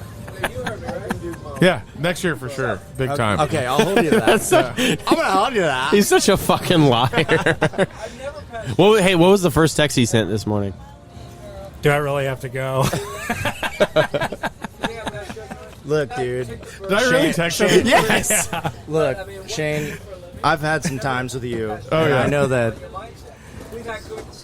you inside of that track that would be peak Shane. Yeah. You think that you would have a nightmare in there, which maybe you might. I don't know. But everybody else would have a fucking great time. Yeah. So just do it for us. Worst case scenario, do it for you fucking guys. selfish. So, one thing to end with, Merrill, what is your favorite thing about These Dads Suck and what we bring to the track? You know, that's a great question, and I don't have an answer for that either. So I'm just going to give you an answer elsewhere. What has been impressive to me is that not only the illustrious lineup of guests that you had, including Daniel Goff, who spoke for too long, there have been like probably 50% of the people that I've tried to give tank tops to or shirts to were like, oh yeah, I followed these guys 2 years ago. I love it. And I already have their tank, so I don't need one. And I'm like, well, holy fuck. Half the track is already a part of These Dads Suck. They're already deep followers.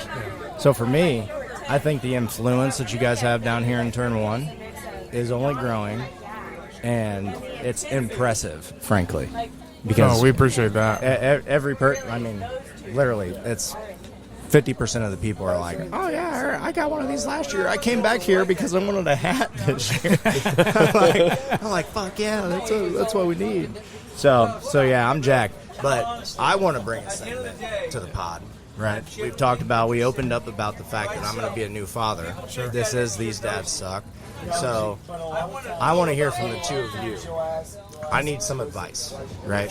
I want each of you guys, we can start with Shane and end with Z here, that I want to hear, what is the one piece of advice that you would give me as a new father to a boy, and something that you wish that somebody had shared with you, but you get to share with me. We'll do it live. Great question. Awesome.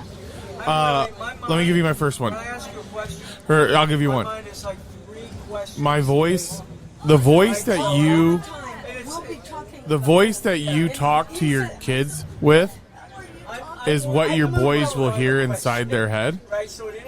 So be cognizant of how you speak to them and the words that you use to them, because that's the voice that's going to manage, that's their subconscious for the rest of their life.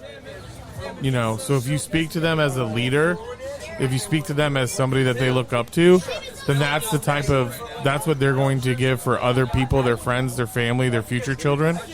So just be cognizant of the tonality, the words, the way that you speak to your kids, because that's what plays in their head. Yeah, I love it. It's be a leader and, speak to them in a tone and a manner that's not aggressive yet, assertive. So yeah, something that's going to allow them to lead themselves throughout life, whether you're around or not. Exactly. There you go. Love it, dude. Yes. Good luck following that, Z. You are so fucked. No, I love this question, by the way. One, you're very blessed with an awesome wife. She lets you do a lot of social things. She lets you be you. That's a huge thing. The fact that she's here right now and we're 7 weeks out, couldn't be luckier. My advice, dude, is there's no textbook. I'm constantly working on myself being a better dad. It's very, very hard. My biggest thing is presence, right? There's going to be a lot of times, especially starting out, your buddy's going out, this and that, they're giving you shit for going home early. Got to be present for those games, right?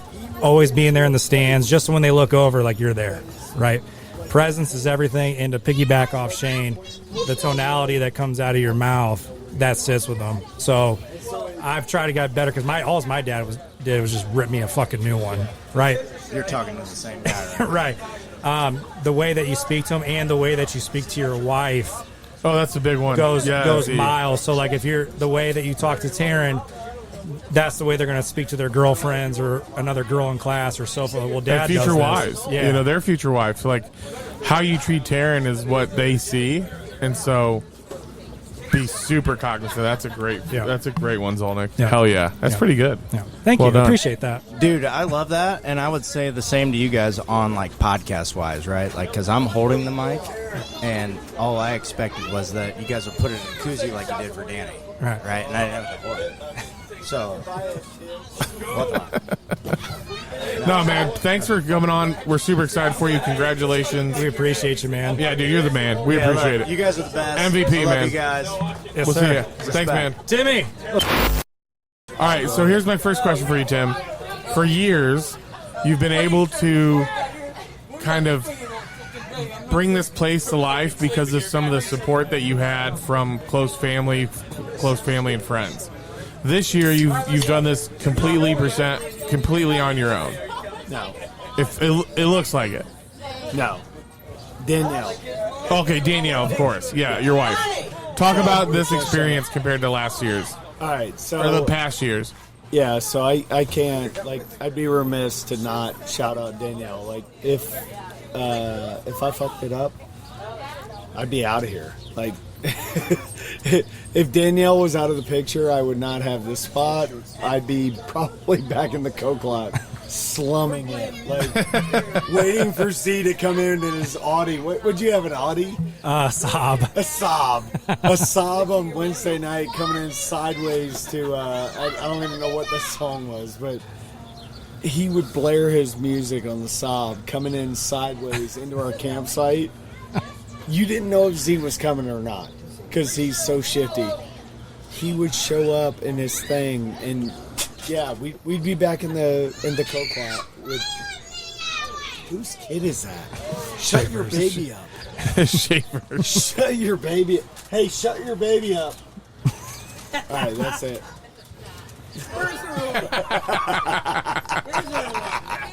Look at him. It's like we're on Halo. We're on Halo. Shut your baby up.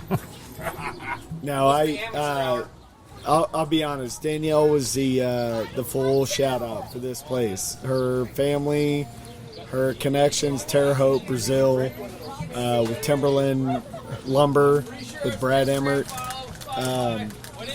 If she didn't know those people, we wouldn't be here. And there you go. It just so happenstance, like, they kicked all the vendors out, and they were like, "Hey, we got an open spot. You got a camper?" And I was like, "Hey, I'll figure it out." And I got JR's camper out of the woods. He had his camper stored for 3 years in the woods. Yes. We're on video too. I pulled it out and power washed this thing. It was the biggest piece of shit, and we parked it right there, right next to us. And from then on, it was like, I'm gonna make inroads with the owners of this campground. Yeah, networking. And they sold it to Jeff last year. This is his second year with it. I didn't know what was gonna happen. I was like, when they sell it, we might be out of here. We might be back to Coke lot or Ubering in. And Jeff has been cool from day one. He's welcomed us. We actually negotiated a deal last night that might be long term. Don't know. Yeah, it'd be sweet. I'm trying to. I don't know what their deal is. So like he might sell. Penske might cut a check to him tomorrow and be like, "Hey, this place is out." That's why I put the shirt up there in case it burned down. Trackside. Yeah. So, like, my biggest thing is, like, we've been offered trackside. We might, like, we got some investors. We got some people. Shane has said, "Hey, whatever it takes, like, we'll figure it out." But you don't own the land. Right. But we've had some discussions this weekend that are some legal loopholes that we might be able to work out. And we have Justin Russell's customer. Shout out, always. He's like, "Hey, I don't care what it takes. I'll throw some money in." Right. So we might be able to work out some things to be here long term, even if Penske buys it, which is kind of crazy.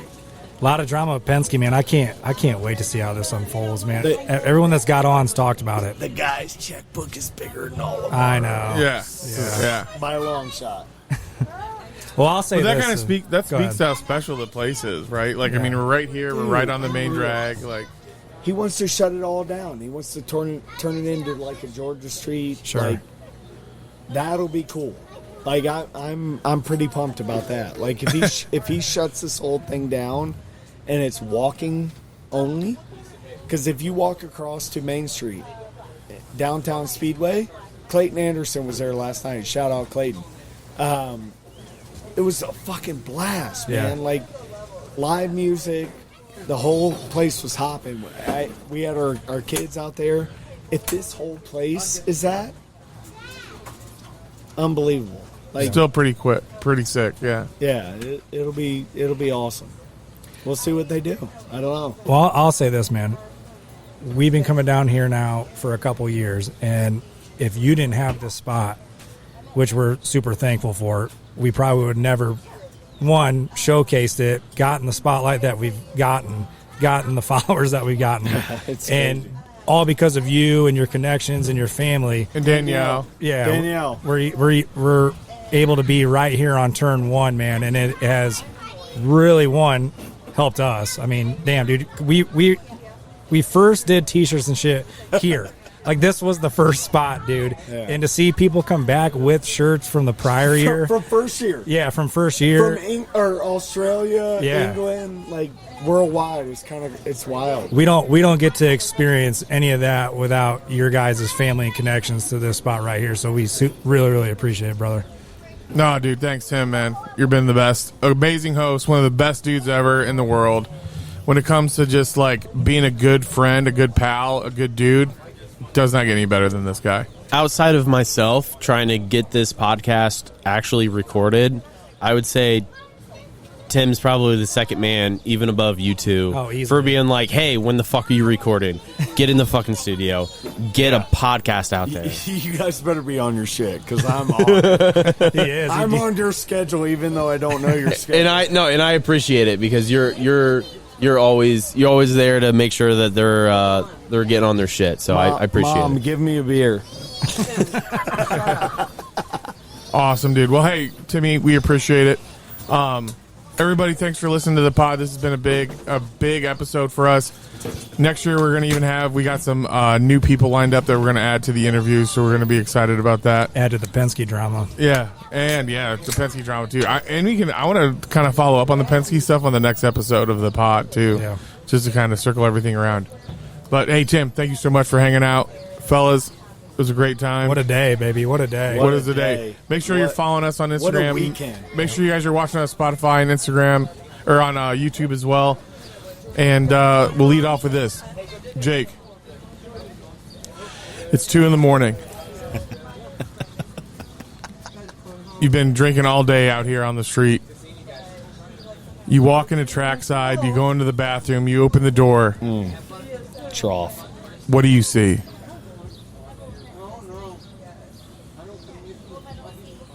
I see Danny Goff, and he's 27 beers deep, and he's saying, "Flip cup, let's go, buddy, let's go, flip cup. I'm 8-0. I'm 8-0." Big pound. As he knocked it. He knocked the camera That's over. a way to end it. Yes. That's perfect. Thanks, guys. That's it. We'll see you guys later. Thanks. Look, the party just started. I'm hitting my target. I feel like I'm Harden. Get green like the garden. I'm soft like New Orleans. Get it jumping. They calling me Zion. Constrict shit like a python. Tiptoe down the pylon. Spent a bill on my song. Just to say I sound nice on. Uzi done did it again. I was down 5. Had to bet 50 to win. Had to get 50 to spin. Saving my living, no gin. Had to get straight for the bin. Spit this shit like oxygen. Ben Frank in my mental.